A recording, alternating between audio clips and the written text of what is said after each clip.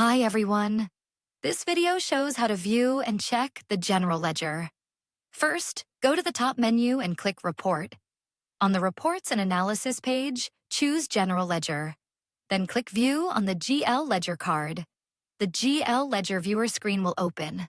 This screen is used to view general ledger entries from sales, purchases, journal vouchers, payment vouchers, receipt vouchers, and generated transactions.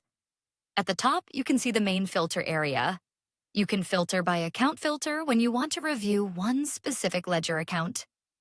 You can use transaction type to check one document type, such as sale invoice, purchase bill, or journal voucher. You can search by document number if you already know the source document. You can also search by description when you want to find a customer, vendor, or a transaction detail.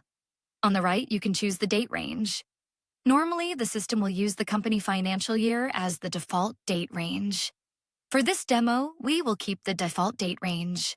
Then click Generate GL Ledger to reload and update the ledger data for this period. Now, let's filter the ledger as an example. Choose one transaction type, such as sale invoice. Then select one account from the account filter. For this demo, I will choose one account as an example. After that, click Search. The system will refresh the table and show only the matching GL entries. Now scroll down to review the GL Ledger Entries table. This table shows the accounting postings line by line.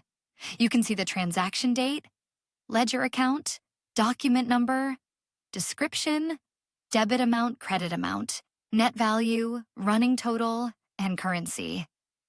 These columns help the accountant check how each transaction is posted in the general ledger. The Doc No column is important because it links the ledger entry back to the source document. Now click one document number. The system will open the related document page. In this example, it opens the sale invoice record. Here you can review the invoice details such as customer name, invoice date, total amount, GST amount, grand total, balance, and status. This helps the accountant trace the ledger posting back to the original document.